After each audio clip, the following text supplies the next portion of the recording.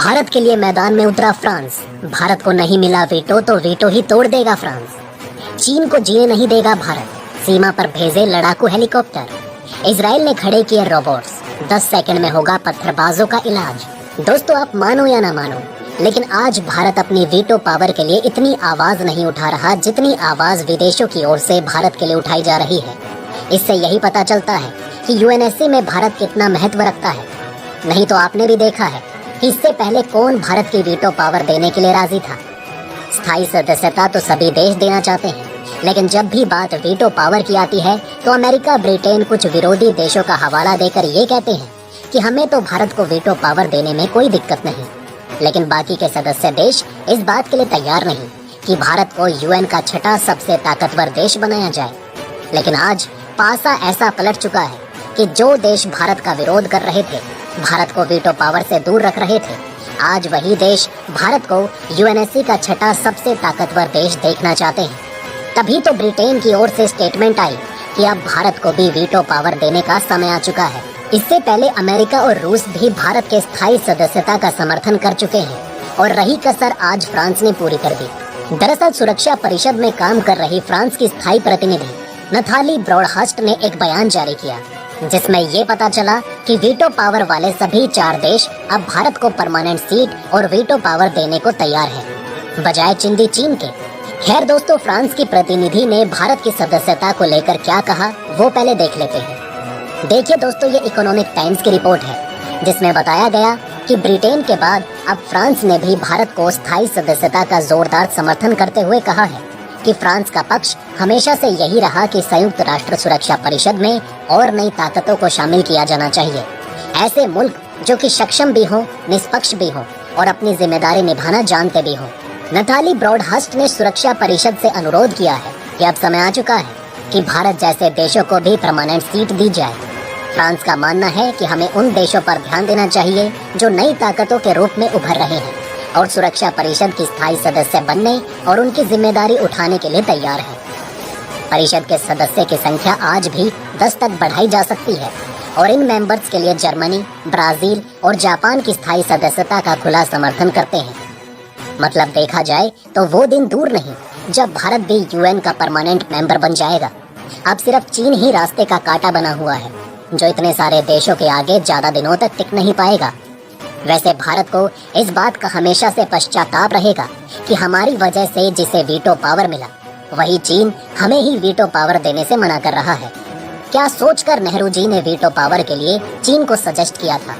इसकी बजाय अगर यही वीटो जर्मनी या जापान को दिया होता तो कम से कम आज ये दिन देखना नहीं पड़ता। वहीं दोस्तों, भारतीय सेना ने एक बड़ा फैसला लिया है। भारतीय सेना ने चीन की सीमा पर अपने स्वदेशी लड़ाकू हेलीकॉप्टर को तैनात कर दिया है। भारत के अरुणाचल प्रदेश में एलएसी के पास अपने लाइट कॉम्बैक्ट हेलीकॉप्टर की पहली यूनिट तैनात हो चुकी है। इन लाइट कॉम्बैक्ट हेलीकॉप्टर्स का नाम प्रचंड है। हाल ही में भारत ने पाकिस्तान की सीमा के पास जोधपुर में भी प्रचंड हेलीकॉप्टर की यूनिट तैनात की है। अब चीन के बेहद करीब मिसामारी में इन हेलीकॉप्टर्स का बेस बनाया गया। एलएसी पर चीन के साथ चल रहे गतिरोध के बीच इन हेलीकॉप्टर की तैनाती बेहद अहम है। कुछ दिन पहले ही भारतीय सेना प्रमुख जनरल मनोज पांडे ने कहा था कि एलएसी पर हालात स्थिर हैं, लेकिन तनाव अभी भी बना हुआ है। उन्होंने कहा कि एलएसी से चीनी सैनिकों के कुछ टुकड़ियां पीछे जरूर हुई, लेकिन अभी भी वहां पर भारी संख्या में चीनी सैनिक मौजूद हैं। भारत अब पूरी एलएसी पर जबरदस्त घेराबंदी कर रहा है। हथियारों को तैनात कर दिया गया है। एलएसी पर कई सड़कें और ब्रिज बनाकर तैयार हो चुके हैं। इसके अलावा भारत कई देशों के साथ मिलकर चीन के खिलाफ जंग की तैयारी कर रहा है। जी हाँ दोस्तों, भारतीय सेना के लिए नवंबर का महीना बेहद महत्वपूर्ण है। इस महीने में भारतीय सेना विदेशी सेनाओं के साथ कई महत्वपूर्ण युद्धाभ्यास कर रही है और कई महत्वपूर्ण इंडक्शन और परीक्षण भी भारतीय सेना के लिए किए जाने वाले हैं। भारत और अमेरिका की सेना इसी महीने के आखिरी 2 हफ्ते में उत्तराखंड के औली में साझा सैनिक अभ्यास करेंगे। हालांकि भारतीय और अमेरिकी सेनाएं कई सालों से साझा सैनिक युद्ध अभ्यास कर रही हैं, लेकिन ये पहली बार है कि ये साझा सैनिक अभ्यास हिमालय के किसी हाई एल्टीट्यूड एरिया में किया जा रहा है। इसके अलावा भारतीय सेना की पहली लाइट कॉम्बैक्ट हेलीकॉप्टर यूनिट अभी इसी महीने असम के मिसामारी में शुरू हो जाएगी।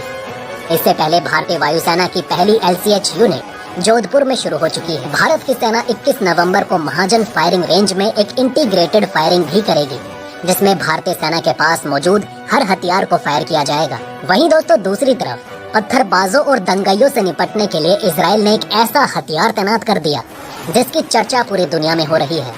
इजराइल ने एक ऐसी तकनीक निकाली जिससे पत्थरबाज कुछ ही सेकंड में भाग जाएंगे। दरअसल इजराइल ने देश की सीमा पर 3 ऐसे रोबोटिक हथियार लगाए हैं जिनकी वजह से फिलिस्तीनी खौफ में है।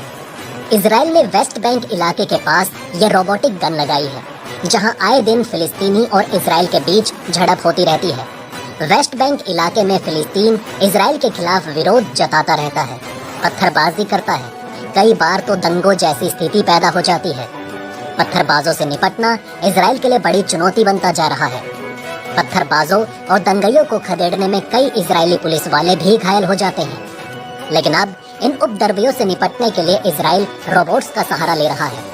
इन रोबोटिक गन के जरिए आंसू गैस, स्मोक ग्रेनेड यानी कि धुआं फेंकने वाली बम और स्पंज बुलेट छोड़े जाएंगे। ये सभी गन आर्टिफिशियल इंटेलिजेंस टेक्नोलॉजी की मदद से अपने टारगेट को तय करती हैं। ये रोबोटिक गन जानलेवा नहीं है लेकिन बेहद घातक है। इजराइल की पुलिस अब दूर बैठे रिमोट के जरिए इन हथियारों को फायर कर सकती है। इजराइल का कहना है कि अगर प्रदर्शनकारियों की भीड़ सड़कों पर उतरती है और इजरायली सैनिकों पर पथराव या बम फेंकती है तो पावर में तैनात इन रोबोटिक हथियारों से आंसू गैस के गोले और रबड़ की गोलियां दागी जाएंगी। इजराइल का ये भी कहना है कि ये नया सिस्टम इजराइल और फिलिस्तीनियों की जान बचाने में मददगार साबित होगा, क्योंकि तनाव की स्थिति में ये रोबोटिक गन तुरंत एक्शन में आ जाएंगे और पल भर में पत्थरबाजों को तितर बितर कर देंगे। मामला बिगड़ने से पहले ही ये रोबोटिक गन अपना काम पूरा कर देगी। वैसे दोस्तों देखा जाए तो एक वक्त पर कश्मीर में भी पत्थरबाजों का आतंक हुआ करता था, लेकिन अब जब से धारा 370 और 35A का नाश हुआ है तब से इनका भी नाश हो चुका है। हालांकि दोस्तों फिलिस्तीन और इजराइल के बीच चल रही झड़प पर आपका क्या कहना है? कमेंट करके अपनी राय